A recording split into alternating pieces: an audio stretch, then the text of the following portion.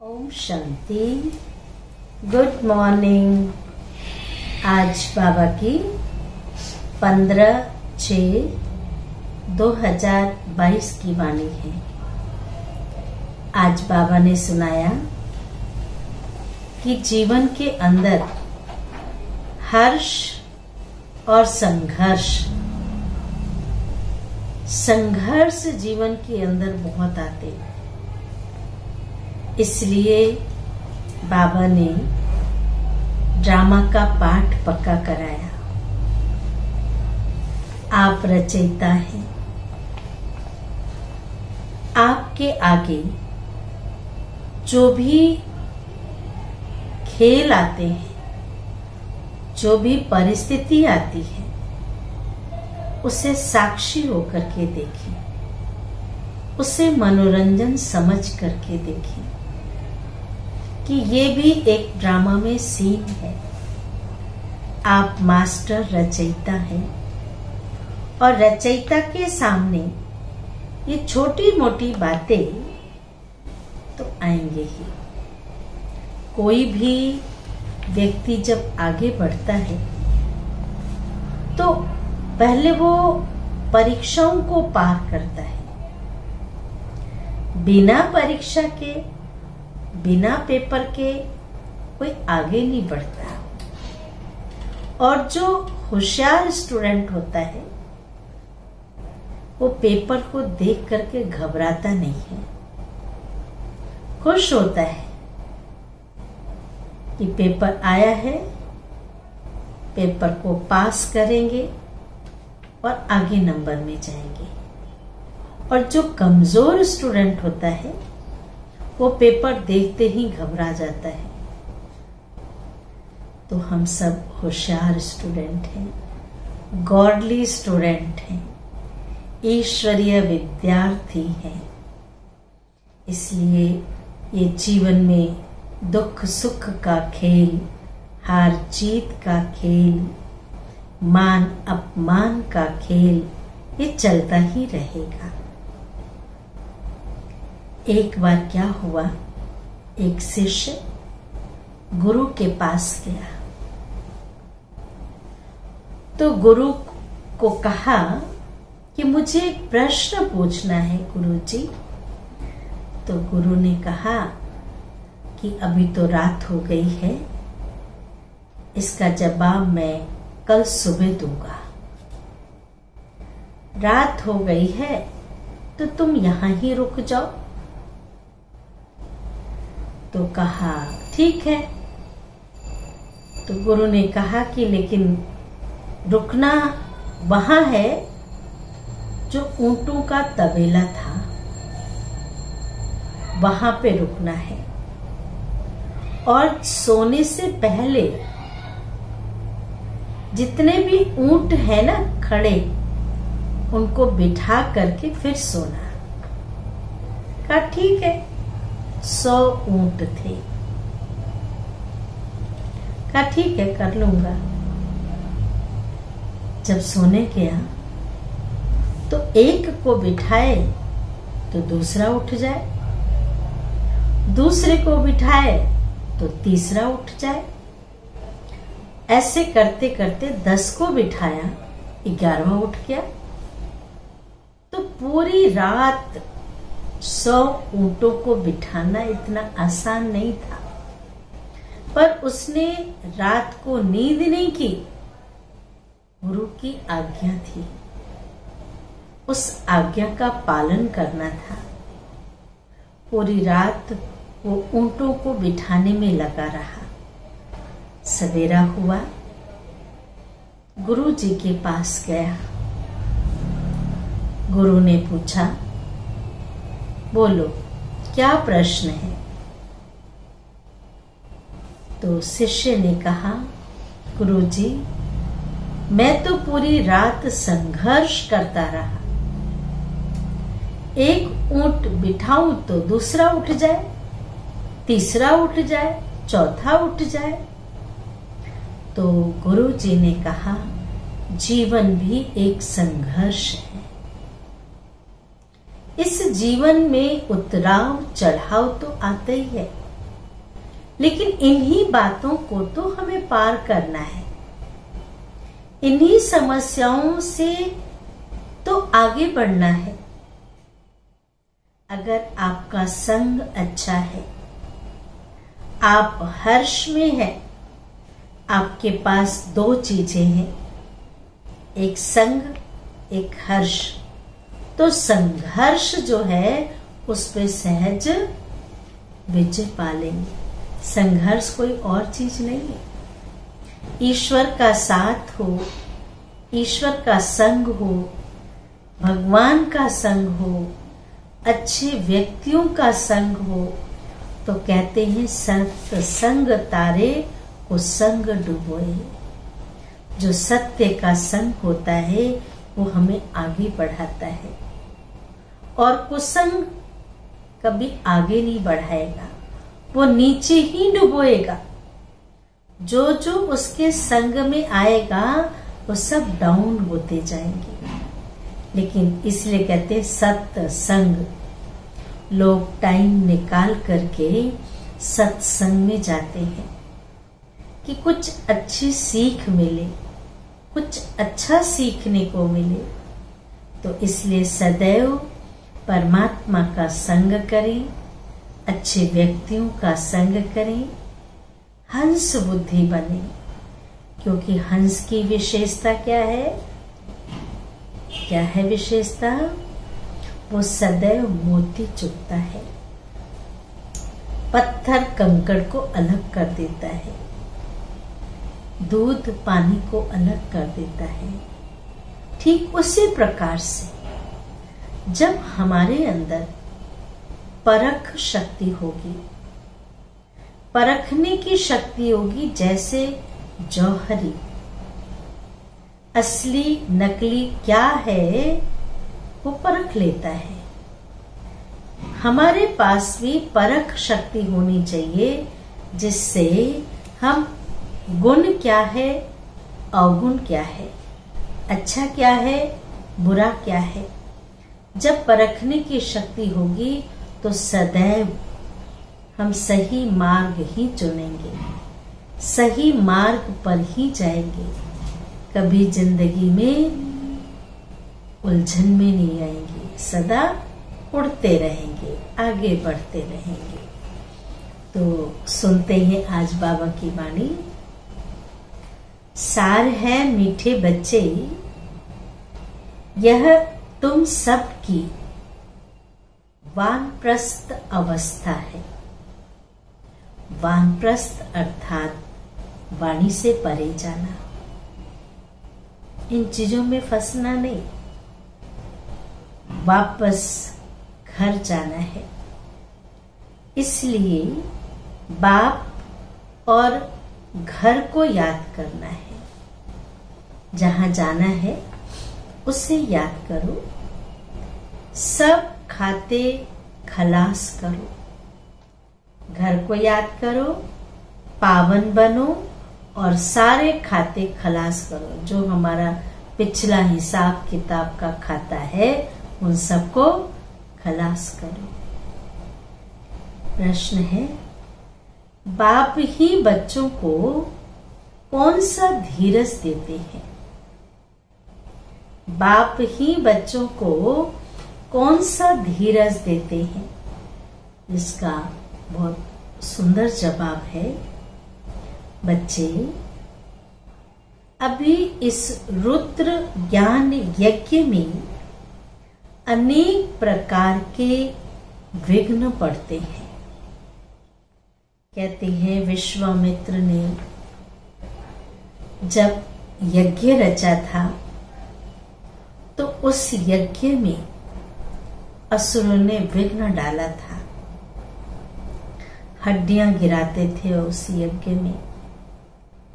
तो कहते हैं विश्वामित्र जी राजा दशरथ के पास गए और उन्होंने राम और लक्ष्मण की मांगने की कि हमारी उन असुरों से सुरक्षा करें, यज्ञ में बहुत विघ्न डाल रहे हैं।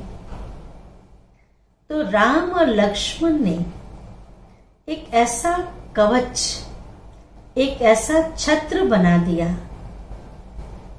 कि भले वो हड्डियां डालते थे, लेकिन उस यज्ञ में कोई विघ्न नहीं पड़ा, उस छत्र के ऊपर ही रहता था। ठीक उसी प्रकार से यहाँ पर भी शिव बाबा ने, रुद्र ने यज्ञ रचा है। असुर तो विघ्न डालेंगे, लेकिन बाबा की याद की छत्र छाया हो, बाबा की याद की छतरी हो, तो कभी भी वो विघ्न नहीं लगेंगे। उस विघ्न का, उस प्रॉब्लम का हमारे ऊपर प्रभाव नहीं पड़ेगा, क्योंकि परमात्मा की याद का कवच पहन रखा है, परमात्मा की याद की छत्र छाया है। हम उन विघ्नों से सेफ रहेंगे। तो बाबा ने कहा अनेक प्रकार के विघ्न पड़ते हैं, परंतु धीरज धरो। जब तुम्हारा प्रभाव निकलेगा, ढेर के ढेर आने लगेंगे। अभी तो विघ्न डाल रहे हैं, लेकिन एक समय तुम्हारा भी आएगा जो ढेर के ढेर लोग आएंगे, फिर सब तुम्हारे आगे आकर के माथा झुकाएंगे। बाबा ने कहा सब तुम्हारे सामने आएंगे और आकर के माथा झुकाएंगे। बांधेलियों के बंधन खलास हो जाएंगे। कोई बांधेलियां माना कि किसी को किसी न किसी प्रकार का बंधन होता है, रोक टोक होता है, तो बाबा ने कहा उनके रास्ते भी खुल जाएंगे। जितना तुम बाप को याद करेंगे, बंधन टूटते जाएंगे और तुम विकर्मा जीत बन जाएंगे। याद से एक तो बंधन खत्म होंगे, बंधन कटेंगे, योग से सारी रस्सियां हमारी कट जाएंगी, और दूसरा फायदा ये होगा कि विकर्मा जीत बनते जाएंगे। जो विकर्म पाप कर्म है उस पर विजय प्राप्त कर लेंगे। गीत है भोलेनाथ से निराला कोई और नहीं, डम डम डमरू बजाने वाला कोई और नहीं। कौन सा डमरू बजाया? ज्ञान का डमरू बजाया, ज्ञान का शंख बजाया। धारणा के लिए मुख्य सार है, पहला नंबर, होशियार व्यापारी बन, पुराने सब खाते खलास कर, सुख का खाता शुरू करना है। पुराने खाते समाप्त कर, सुख का खाता, जो दुख के थे, जो हिसाब किताब के थे, जो कर्म बंधन के थे, उन खातों को समाप्त करना है योग से। और जब वो समाप्त होंगे तो जो नया खाता जमा होगा वो हमारे सुख के खाते होंगे। वो सुख का खाता चलेगा सतयुग त्रेता में, जहां सुख ही सुख है। याद में रह, विकर्मों के बंधन काटने हैं, धीरज धरना है, उतावला नहीं होना है। बाबा ने कहा याद करो, योग करो, धीरे धीरे बंधन कट जाएंगे। उसके लिए उतावला नहीं हो, अभी तक नहीं हुआ, कब होगा, कैसे होगा, होगा कि नहीं होगा, परेशान हो जाते हैं। अरे विश्वास करो ना, ईश्वर पर विश्वास करो, बाबा पर विश्वास करो, जो होगा अच्छा होगा। तो बाबा ने कहा उतावला नहीं होना है, धीरज धरो। दूसरी पॉइंट है, घर बैठे, घर में बैठ भोजन बनाते, हर कर्म करते बाप की याद में रहना है। जो भी हम कर्म करते, चाहे भोजन बना रहे हैं, ऑफिस में बैठे हैं, घर का कोई काम कर रहे हैं, रास्ते में जा रहे हैं, कहीं भी हो, बाबा की याद में रहो।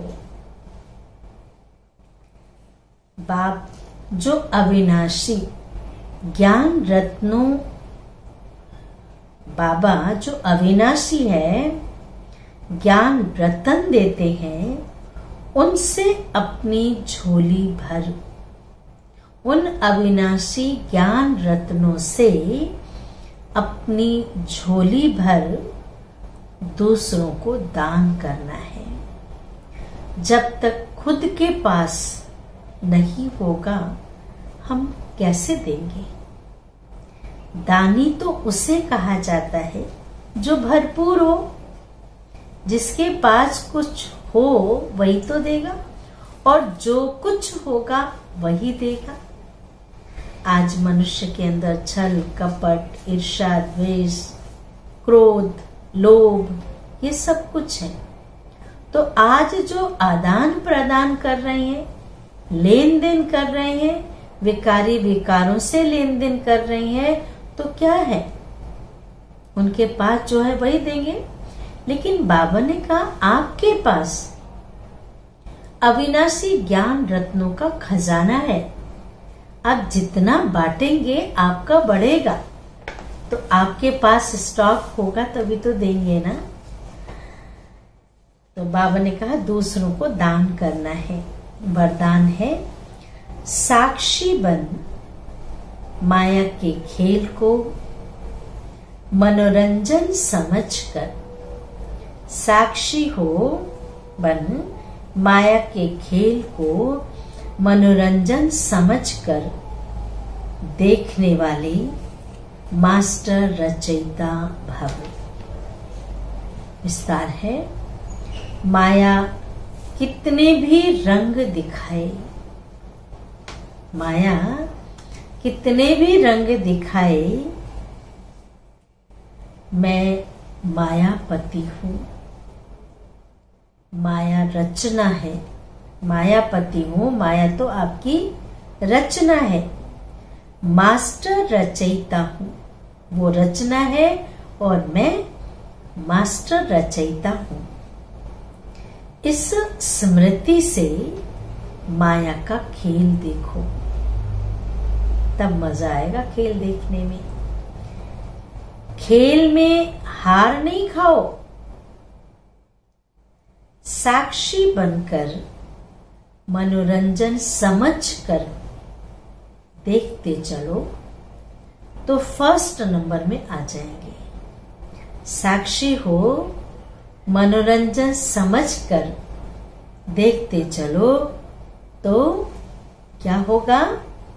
फर्स्ट नंबर में आ जाएंगे। उनके लिए माया की कोई समस्या नहीं लगेगी। समस्याएं तो आएंगी पर समस्या नहीं लगेगी। कई तो राई को भी पहाड़ बना देते हैं और कई पहाड़ को भी राई बना देते हैं, रुई बना देते हैं, हल्का हो जाता है। समस्या नहीं लगेगी, कोई क्वेश्चन नहीं होगा। सदा साक्षी और सदा बाप के साथ की, साक्षी और साथ की स्मृति से विजयी बन जाएंगे। स्लोगन है, मन को शीतल, बुद्धि को रहम दिल। फिर से सुने ध्यान से, मन को शीतल, बुद्धि को रहम दिल और मुख को मृदु अर्थात मीठा बनाओ। तो मन शीतल हो जाएगा, बुद्धि रहम दिल हो जाएगी और मुख मीठा बन जाएगा। तो जब तीनों चीजें होंगी तो सुख ही सुख है। अच्छा, ओम शांति, ओम शांति, ओम शांति।